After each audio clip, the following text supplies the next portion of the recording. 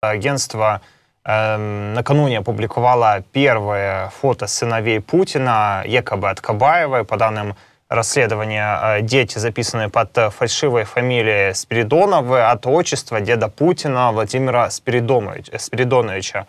Также нам известно о 2 взрослых дочерях Путина и якобы о 3-й дочери Путина, которая живет во Франции. Сергей, что вам об этом известно?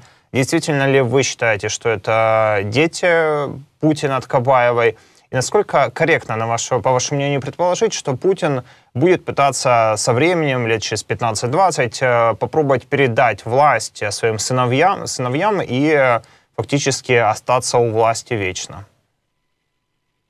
Если детей прятали, значит боялись. Если детей перестали прятать, значит перестали бояться. Если детей прятали, значит для них не было определенной роли в легальном поле, уж тем более в политике. Если детей начали предъявлять, значит для них эта роль нашлась. То же самое, как у Кадырова, у которого сначала ни одного ребенка, ни одной жены, а потом у него целый букет из родственников, причем все орденоносные, и все при должностях, потому как спасти арендованную Чечню можно только посадив генеральным директором абсолютно всего от тюрьмы до колхоза своего какого-нибудь родственника. Если Путин начал заявлять, или не то чтобы сам Путин, но стало возможным вдруг где-то получить некую фотографию, на которую уныло намекает, что, пожалуй, она как раз и означает родственников Путина, детей Путина, внучку, жучку и всех остальных. Значит, их начинают легализовывать, и делают это, конечно же, неспроста. Не потому, что в порыве умиления вдруг захотелось показать доброго дедушку Ленина, у которого сиротки сидят на коленочках, а он им хлебушком с медом кормит. Конечно же, нет. Значит, вот теперь уже есть новая стратегия. Это следующая линия престола наследия, которую нужно отрабатывать. Вот теперь создается специально в администрации президента и специально одна из дирекций ФСБ, которые будут заниматься легализацией путинских родственников, легитимизацией престола наследия и обоснованием неизбежности роли путинской династии на престоле, потому что нет Путина, нет России. Тем более, что когда чисто чекистская, у чекистов, у всех, когда им выдают подложные документы, действует один и тот же принцип. Спиридонов – это как раз отчество обычно по отцовской линии, и поэтому если чекистов как раз пытаются какими-нибудь другими документами прикрыть, то почему ФБК так здорово ловил, и Навальный как раз очень четко идентифицировал людей по вот этим данным, кто куда полетел и какие серии у них паспортов, и они всегда как раз прокалывались именно на том, что по отчеству можно было четко совершенно определить, что все понятно, кто ты такой. С тех пор ничего не меняется, потому что в ГУЛАГе методики и Швабры веками одни и те же. Как изгнание Швабры из СИЗО было в свое время в 30-е годы, указ отдельный, в 50-е годы указ, так и сейчас роль Швабры в системе ГУЛАГа и перевоспитания советских граждан по-прежнему незыблема. Методика по легализации и попытки навести тень на плетень и выдать документы, не соответствующие, но тем не менее похожие на подлинник, точно так же упоминаются обязательно и пишутся под отчество, например, по отцовской линии. Они как были, такими и остались. Тем более за последнее время они очень сильно упали в качестве, потому что если раньше все-таки с помойки брали голодных, злых, никчемных, кормили, поили, притравливали их на кровь и делали из них КГБшников, делали из них оперативников, делали из них элиту, то теперь подобная методика уже не работает, берут родственников, как раз жучку, внучку, у этого дочка подросла, у этого сыночка надо пристроить, и там сидят как раз дочки и сыночки. Поэтому деградация системы, она более заметна. Собственно, из-за этого так много провалов, из-за этого так много то Солсберецкие появятся, то там какой-нибудь Луговой критик. В этом отношении мы видим, что система давно запущена, она давно разваливается, но из этого не следует, что она не опасна и не дееспособна. И когда сейчас вдруг стало возможным, оказывается, посмотреть на мальчиков, которые, скорее всего, путинские дети, это как Коля у Лукашенко, который тоже Николку на царство, скорее всего, да, Коленьку на царство не дорос еще, и Адамчик тоже не готов. Что делать? Может, и Адамчику придется. Тем более, что мы помним регулярно бывало в истории международного престола наследия, когда папу вдруг нечаянно как-то головы лишили, ну, приходится сажать, кто есть там по крови, ну, а рядом какого-нибудь по присмотру старшего чиновника. Подобная практика есть.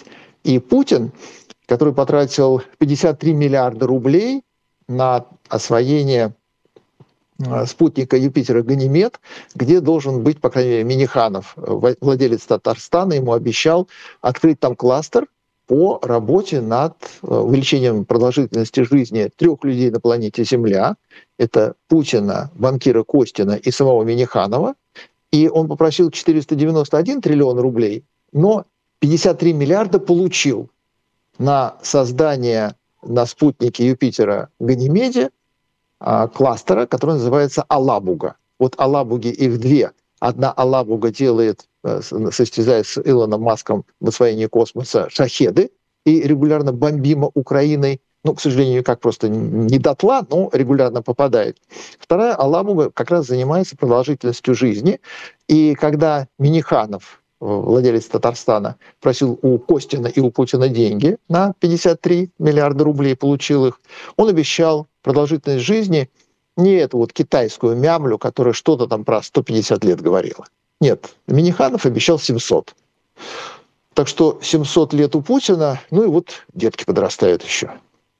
Друзья, что вы об этом думаете? Прямо сейчас под этим видео оставляйте свои мнения и позиции. Прямо сейчас поддержите это видео отдельным лайком, потому что только так ту аналитику, которую мы сейчас выдаем, посмотрит как можно больше людей. Но тут, Сергей, все-таки мы надеемся на случайную табакерку. Мы знаем, она активно участвует в истории России. И в любом случае, что операция «Преемник», благодаря которой Путин пришел к власти, Путину уже точно никто не будет гарантировать после тех преступлений и сотни тысяч жертв, которые фактически на руках Путина. И в продолжение темы того, что Путин, очевидно, не собирается уходить с президентского своего кресла, Институт изучения войны говорит о том, что Россия вступила в первую фазу подготовки к будущей войны с НАТО. Сергей, по вашим ощущениям, насколько мы близки к тому, что Россия нападет на НАТО, на европейские государства, как это может выглядеть, в каком сценарии, как вы это видите лично,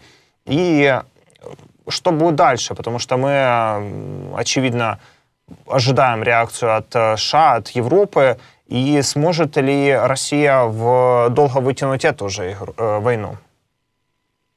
Впервые когда появилась информация о том, что Путин нападет на Европу? Еще в байденовские времена, то есть 2,5 года тому назад, уже были аналитические записки и доклады разных разведок мира, и британцы, и немцы, и французы с англичанами. Они по своим каналам определили, и по утечкам, в том числе из России, что ведется работа и нападение будет. Эта война состоится. Тогда был Байден, Америка прикрывала, поэтому те, кто по этому поводу беспокоился, они оказались высмеяны и забыты. Все остальные спокойненько совершенно продолжили читать утреннюю газету и круассаном запивать кофе, заедать кофе. А теперь выясняется, что, ну, во-первых, уже гибридное присутствие России, которое парализует в том числе воздушное сообщение Копенгагена, Мюнхена, оно становится реальностью. Истребители в Латвию уже сунулись, над Эстонией уже летали, и уже даже польские ВВС проиграли. Венгерские выиграли, несмотря на Орбана. То есть уже ясно, уже перестали прятаться, перестали таиться. На прошлой неделе прозвучали уже конкретные обвинения. Украина готовит диверсионно-разведывательную группу, которые зайдут на территорию Польши. Нарышкин об этом говорил. Это означает, что в России принято решение действительно зайти по земле. И поскольку сейчас на разогреве обвиняют Украину, обвиняют как раз в том, до чего додумались сами и что сами исполнят. То есть российские диверсионно-разведывательные группы войдут в пределы Польши, начнут убивать людей, а российская пропаганда будет кричать: смотрите, до чего коварные украинцы додумались, вот как они злоумышляют, даже форму где-то наши добыли, наверное, там же в ДНР, в военторге и купили. Значит, наземная операция вот такого локального характера точно будет. Ну, вот где-то вот совсем в ближайшее время, потому что если сейчас дроны залетели, истребители залетели, большой десантный корабль подплыл, то так не бывает, что потом взяли и поставили на паузу. Значит, уже решено. Осталось только вот чисто стратегически эту линию, которая разработана, тактически уточнить. Уточнят и сделают. Потом будет война. Действительно будет. Ну, то есть до Европы нападут. То ли это будет Суалкинский коридор, то ли это будет Эстония, то ли это сразу будет Польша. Может быть, это будет на разминку, например, какая-нибудь съеденная Молдова. Вполне допустимо. А потом, может быть, Болгария. Ну, просто так. Ну, Золотые пески, Солнечный бряг. Ну, давно там никто не отдыхал. Тут как раз танком гусеницы омовение свершить. Оно точно будет. И когда 2,5-3 года тому назад разведки предупреждали, это воспринималось как какая-то нелепая фантастика. Ну, что вы там в панике бьетесь? Да, как? Да у Путина, да у него сапог кирзовых нет, да у него портянки закончились. Ну, кем, ну, куда? Ну, он Украину взять не может. Украину он по-прежнему взять не может. Но вот только дроны уже в Польше, а истребители уже в Латвии. А Украину он, конечно, по-прежнему взять не может. И на Европу нападение во что бы то ни стало. Причем оно не будет таким вот прям сразу, как полагается, когда вермахт перешел по всей границе, группа армий Центр, группа армий Юг, группа армий Север. Как раз нет. Но когда северокорейские танки, ну, из Калининграда просто своим ходом ехали в Северную Корею.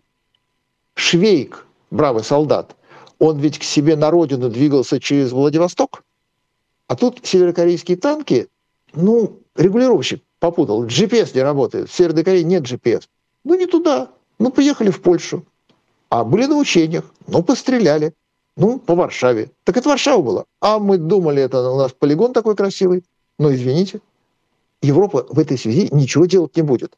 Европа сейчас пришла к выводу, что ей нужно в Конституцию внести поправку, через 7 лет будет какой-то результат, везде политический кризис, нам, если бьют по морде, нужно подставить морду, чтобы в нее еще и каблуком, поэтому никаких других моральных принципов у нас нет, но этим мы отстоим, и именно это как раз подталкивает Путина к решительным действиям, тем более, что потом после Трампа вполне возможно появится какой-нибудь вменяемый политик, который Европу соберет, наконец, в букет и скажет, что вот, пожалуй, этим веником, ароматно пахнущим, цивилизованным и с его добродетелями можно отхлестать Путина по физиономии. Это произойдет через 3,5 года. Значит, 3,5 года полнейшего бездействия Европы, ожидающей, что ну, Трамп же нас не бросит. Наш же американский дядюшка, если мы ему позвоним, точно придет нам на помощь. А Трамп только что сдал Тайвань. Ну, потому что это выгодно. Трамп сейчас пытается сдать Израиль. Да потому что ему плевать на Тайвань, ему плевать на Украину, ему плевать на Израиль. Трампу не плевать только на себя. С Путиным он всегда договорится. С Си Цзиньпином он хотел Европу подтолкнуть к экономической конфликтной ситуации с Китаем. Не получилось. Значит, придумаем в следующий раз, когда мне врач поменяет таблетки, может быть, я тогда стану более сообразительным. А пока мне плевать на то, что в Европе происходит. И если вдруг Путин перейдет границу у реки, Трамп по этому поводу скажет, а я вас предупреждал. И все. НАТО – это несколько письменных столов и красивый Рютте в хорошем костюме, высокий и стройный. И все. Войск там нет, солдат там нет, воевать там никто не умеет. Страны Балтии сколько лет бились за единую железнодорожную ветку от Таллина до ну, то, что до Лиссабона. Ну, хотя бы до Берлина. 20 лет. Построили? Нет. Вот сейчас войсковой подвоз. Ну, для того, чтобы вот туда, за Сувалкинский коридор, подкинуть какие-нибудь войска. Так железной дороги-то нет. Сквозной же ветки нет. И пересадка в Польше, это не значит, что нет пересадки в Риге. А в Риге ее нет. Поэтому не получится. То есть никак не получится. Ничего не получится. Поездов нет, самолеты не летают, войска закончились, патроны не придумали, а танки все уехали, кто-то на ремонте, зарплату задержали, а тут еще 80 вакантных должностей в Бундесвере, турки не хотят идти служить, они приехали в Германию не для того, чтобы за нее погибать. Ну, не получается. А у Путина получится. И Путин, может быть, бы и мямлил бы и думал, зачем ему эта Европа? Ну вот северокорейцы – хорошая идея. Ну, не туда поехали, не тех поубивали. Поляки же утерлись. У поляков же уже убитые и раненые, и поляки же утерлись, приняли это все. И эти тоже утрутся. Единственное, что Луи Виттон, Кошарель, пожалуй, нужно оставить, поэтому по Елисейским полям, ну, нужно же потом где-то победу праздновать. То есть после того, как ты взял Польшу, нужно, например, где-то закупиться шампанским. Значит, Францию, ну, как-то даже непонятно, бомбить ее или не бомбить после этого. Опять-таки, Мерседесы. Ну, завод «Мерседес» — это как с заводом «Опель». Привезли в Россию, получился «Москвич». Это же ничего, ни разу не «Опель». То есть если на Германию точно так же сейчас, и потом завод «Мерседеса» вывести обратно в Есипово, пешком придется ходить. Ну, наверное, до этих ребят не долетит. Они это знают, уймутся, поэтому они спокойно отдадут Польшу на съедение. Ну и отлично. Значит так, первый удар по Сувалкинскому коридору, который закроет не российская армия, а поляки в испуге. Тем самым отрежут страны Балтии, оставив их на съедение. Единственная боеспособная страна, которая готова будет из-за тебя, из-за того парня, это Финляндия. Ну, 1 миллион резервистов, злых и мотивированных. Они помнят, они знают. Они не Иваны, забывшие свое родство. Они все очень хорошо знают и понимают. И литовцы знают и понимают. И латыши знают и понимают. И эстонцы знают и понимают. А поляки, ну, это же не с зерновозами украинскими воевать. Это же совершенно другое. Тут надо уже как-то... Ну, с дронами же не получилось. Ну, наверное, в следующий раз повоюем. Поэтому Путин наземную операцию, он даже не думал о ней. Он готов был покупать дешевых пацанов, чтобы они там то Икею подожгли, то какой-нибудь будильник с детонатором засунули в какой-нибудь дьячеловский самолет, и он, заходя на посадку, грохнулся. Ну, вот так вот, мелко гадить. А тут такие возможности. И окно возможностей закрывается с истечением срока Трампа. Значит, это теперь уже будет не как обещали все, может быть, где-нибудь в дальней перспективе, через там, 4, 5, 6 лет. Нет. Европейские разведки точно сказали, что война будет. Потому что в русском штабе над этой войной уже работают. Но она будет не потом. Она, благодаря Трампу, будет сейчас. Трамп ее приблизил. Европа своей беспомощностью ее спровоцировала. У Путина, у него прекрасная возможность начинать, причем начинать можно прямо сейчас.